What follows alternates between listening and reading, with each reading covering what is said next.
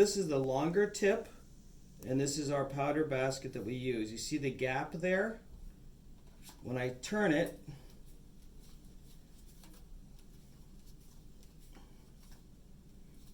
okay, listen for the noise. Okay, click. So it clicked in place. Now, no matter how hard I spin that, it's not going to come off.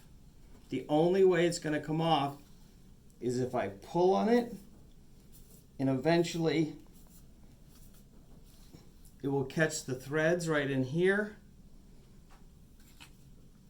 and then we can get it off. So if the customer, I don't know, breaks a basket or something, then we could take it off, okay?